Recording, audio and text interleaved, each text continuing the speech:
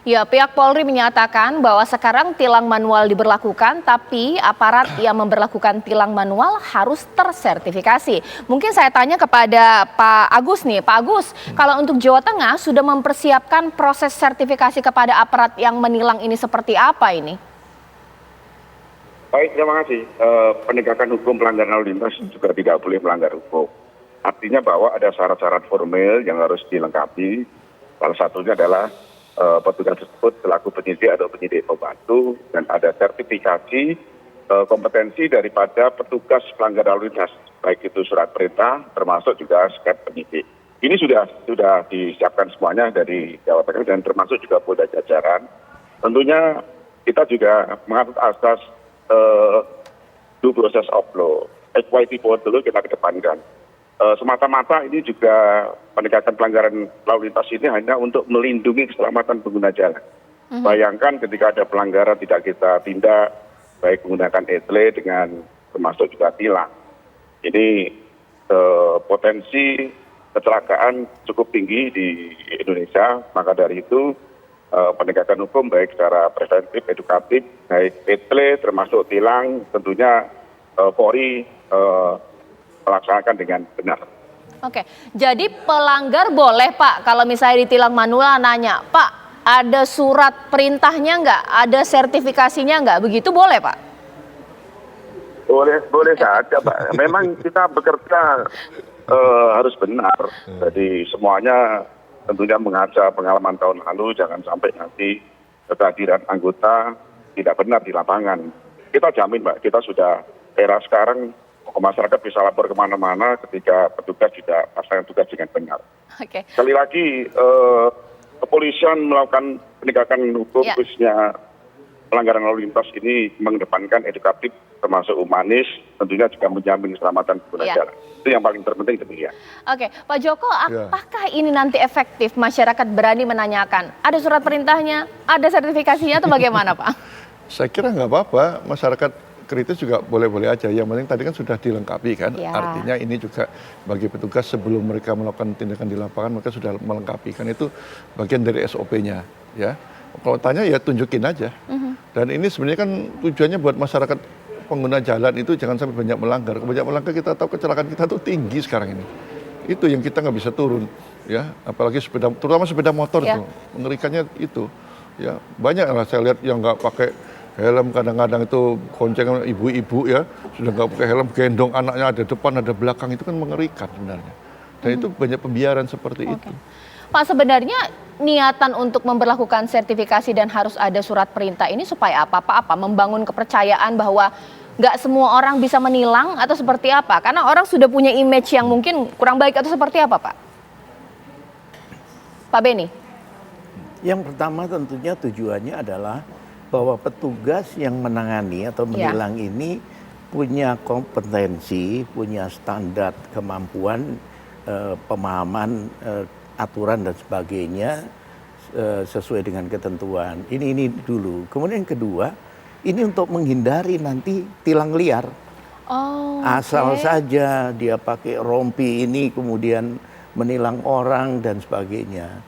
Jadi masyarakat menurut saya perlu kritis, dengan sopan bertanya, mohon maaf Pak, menurut surat telegram nomor 830. Jangan hafalin dulu Pak ya. Kan Bapak mesti bersertifikat sebagai penyidik dan sebagainya.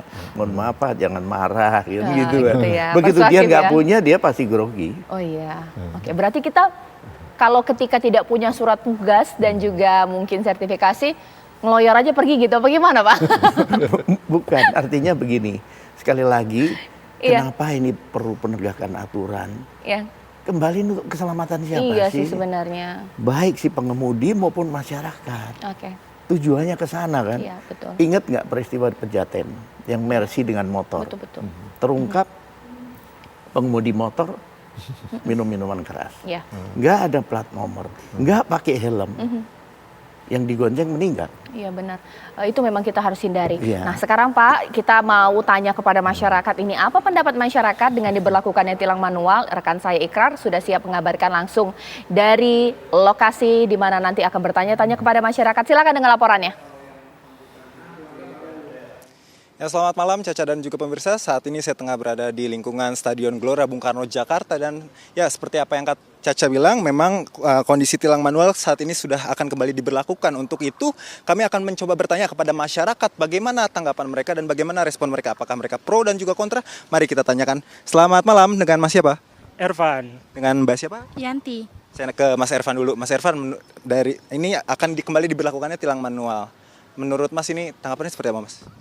Ya, menurut saya sih kalau tilang manual itu sebenarnya lebih efektif. Cuman balik lagi kita semakin majunya teknologi, semakin lama kayak kita harus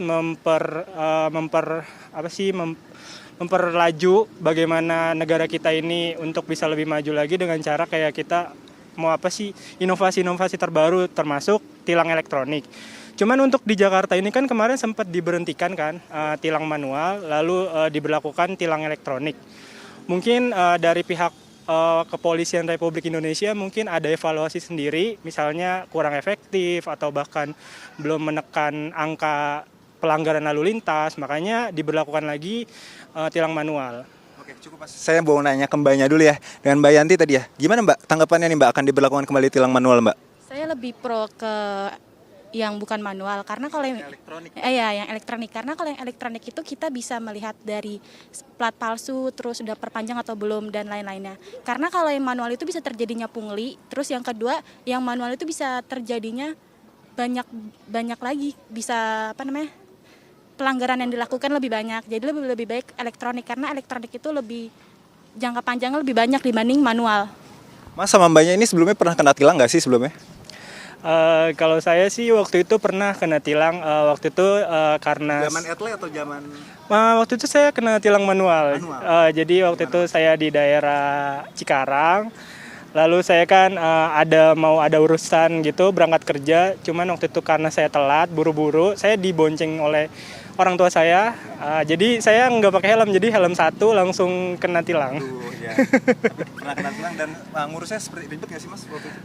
Untuk saat itu sih karena saya bersama ayah saya, jadi mungkin ayah saya yang face to face sama polisinya, dikasih surat tilang atau gimana itu saya kurang paham. Oke, siap. Terima kasih. Kalau kakak pernah kak ketilang kak?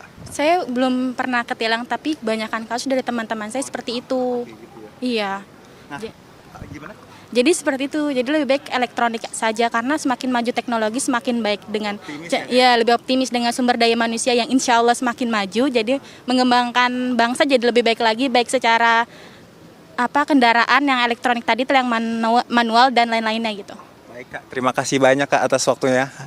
Ya, Caca dan juga pemirsa, itu tadi tanggapan dari Mas Ervan dan juga Mbak Siti. Saat ini saya akan mencoba mencari masyarakat lain bagaimana tanggapan mereka mengenai adanya kembalinya diberlakukan tilang manual di DKI Jakarta. Selamat malam, dengan Mbak siapa? Adis. Mbak Adis. Ini dengan Mbak siapa? Wika. Mbak, sedikit Mbak, boleh dikasih tanggapan Mbak mengenai kebijakan tilang manual ini yang akan kembali diberlakukan menurut Mbak ini seperti apa? Kalau tilang manual atau elektrik? Tilang manual. Oh, manual. Kalau aku sih tilang manual lebih prefer ke tilang manual ya Mas, karena kalau tilang manual kan secara langsung ketemu polisinya ya.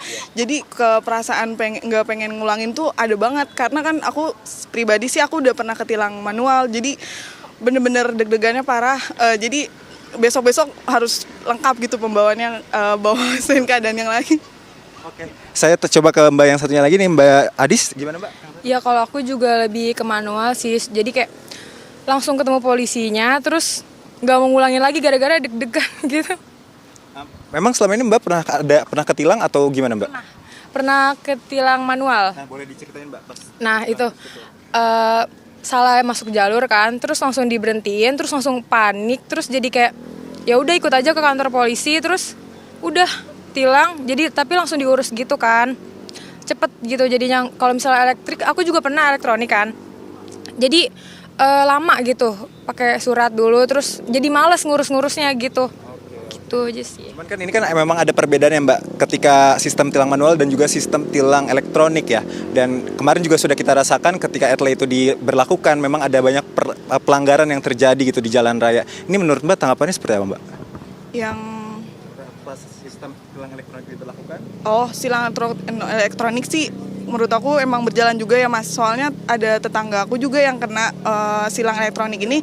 Jadi pas dia mau bayar pajak ternyata ada tambahan uang lagi. Ternyata dia ada fotonya. Ternyata dia terkena silang elektronik itu. Pas di jalan tol dia lupa pakai seatbelt atau main HP di jalan gitu. Jadi sebenarnya cukup efektif juga ya? Efektif semua sih Mas sebenarnya. Kalau dari Mbaknya mungkin mengenai itu? Ya sebenarnya dua-duanya sama-sama efektif. Cuman kalau manual lebih kayak ada efek jeraknya langsung gitu. Jadi kayak besok-besok gue harus lengkap gitu misalnya gitu kalau naik motor gitu. Gitu sih. Nah mungkin ini Mbak sedikit jika memang akan kembali diberlakukan tilang manual ya. Apakah Mbaknya ini berani mempertanyakan apakah ada surat perintah dalam pemberlakuan tilang manual ini Mbak? Berani lah, iyalah, masa tiba-tiba nanti kita lagi jalan motor, ya masa diberhentiin gitu aja Mas, tapi kan kadang yang harus ada surat perintahnya gitu kan, nggak main asal tilang aja. Berani ya? Iya takutnya nanti polisi bohongan lagi. Oke siap. Ya Caca dan juga pemirsa itu tadi wawancara singkat saya bersama masyarakat di area Gelora Bung Karno Jakarta. Memang masyarakat ini cukup kembali mendukung adanya penerapan kebijakan tilang manual yang diberlakukan di Jakarta karena ya seperti yang sudah disampaikan tadi kepada masyarakat ada kelebihan dan juga ada kekurangan. Sementara demikian Caca saya kembalikan ke Anda di studio. Terima kasih Ikralin dari Senayan. Ternyata masyarakat juga agak terbelah ini. Ada yang setuju etle aja, ada yang setuju juga manual aja. Mungkin ada juga yang kombinasi. Nah sesaat lagi saya akan tanya kepada Pak Agus bahwa nantinya ke depan akan ada dua problem ini. Apakah nanti masyarakat boleh pilih, saya mau manual aja lah atau mungkin etle saja. Dan jangan-jangan ini double tilang ini. Etle kena juga, manual kena juga. Wah kacau. Sesaat lagi di Apa Kabar Indonesia Malam.